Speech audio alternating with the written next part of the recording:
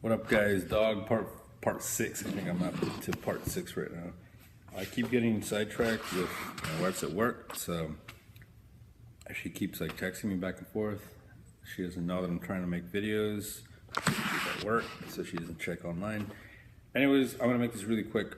Well, I'm gonna try to go fast, not make it really quick. Pasta sauce.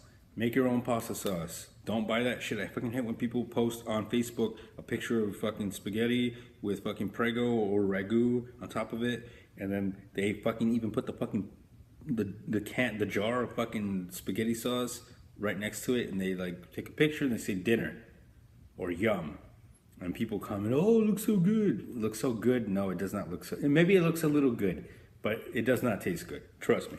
All that shit is garbage. I get it. If you're on a budget and you're buying like the cheapest shit you can buy, that's fine. There's other fucking pasta sauces that you can buy in a jar that are way better than that shit. I buy Newman's Own. It's Paul Newman. All proceeds go to charity. At least it's what it says on the can or on the jar. It says profits go to charity or some shit like that. All profits to charity. So God bless Paul Newman. Even now he's still trying to make the world a better place. I love Paul Newman. I always have.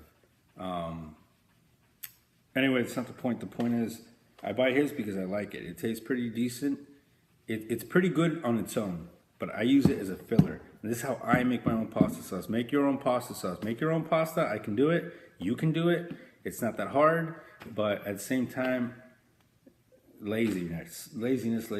I'm not gonna go off out of my way and do it. I have counter space to do it, but then I gotta clear shit up and fuck that and fuck this. You may not have all the counter space, whatever. It doesn't make a difference. The box shit, it's good. Everybody uses it. Even some restaurants use it. They claim they don't, but they do. So anyways, this is how you make it. This is how I make it. You can make it however you want. 2 fresh tomatoes. You chop them up chunky. That's how I like them. I'm going to tell you how I make it. 1 garlic clove. Here is your knife. It's sideways. This is the blade. This is the handle. You put the clove right here. You smash it. You peel it. Leave it like that. That's how I leave it. It'll pretty much disintegrate into your sauce anyway. You put that aside. I put all this shit on the cutting board, by the way, like off to the side of my cutting board. So you got your onion, you got your 2 tomatoes chunky, you got your garlic clove ready to go. You get an onion, you cut, I use half an onion, you dice it up and mince it really, really fine, right? Put it out to the side. You get green pepper, red pepper, orange pepper, whatever pepper you have, you cut it in half, use half, that into like little tiny pieces, right? You get a carrot, use about 1/4 of a carrot, really, really, really fine, as small as you can get it. Half a celery, really, really fine, small as you can get it. That's pretty much it for the sauce. What you do is you heat up olive oil in a pan. Once it kind of starts steaming a little bit, you throw in the garlic. Now the reason you leave it whole like that is because once you start seeing smoke, if you throw in minced garlic, that shit's gonna turn brown like in 2.4 seconds, trust me. So you throw in a whole fucking garlic that's already been crushed, that thing's not gonna burn. It is gonna burn, it's gonna char, but not as easily as or quickly as had you minced it. So you throw that in. You throw your celery, you throw your carrot, you throw your green pepper in.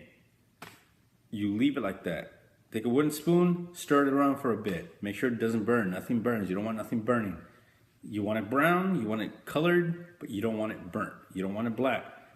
After a while, you throw in your onion, right? If you like it chunky, do it chunky. I don't really care. It's your fucking sauce, not mine. Then you take your tomatoes, you throw them in. Then, after about 10 minutes, simmering, simmer. Simmer is a simmer. It's not full blast heat. It's a simmer. You want it to just kind of bubble, not boil. After about 10 minutes with your fresh tomatoes in, you open up a can of crushed tomatoes. I use 1 can. Crushed tomatoes from a can. You throw it in. You let that go for about 10 more minutes. So far, you're going for about 20 minutes. After that, I use Newman's Own. That's what it's called. But you can use whatever you want. You can use ragu or whatever the fuck you want. I use it as a filler, so I only put as much as I need for as many people as I'm feeding. So if it's just me and my wife and my daughter, I only put like a fourth of a jar, if that. It's a filler. That's all it is. You throw in a bay leaf. You let that go for about 15 to 20 minutes. Your whole sauce will take about 40 minutes, 45 minutes, right? And you want it to take that long. On top of that, you throw in oregano. I have an oregano grinder. I grind oregano in. It's not fresh. I do that when I throw in my tomatoes, my fresh tomatoes. And salt, pepper, and I throw in a bay leaf too when I throw in my tomatoes. It kind of makes a difference. You kind of taste it. That's it. That's your fucking pasta sauce. If you have fresh parsley or dry parsley, throw it in if you want. If you have thyme, dry thyme or fresh thyme, throw it in if you want. The more the merrier. That's the way I've always seen it. The more ingredients you throw into something, the better it's gonna taste. All right, 6 minutes. Let's see this shit uploads. Peace.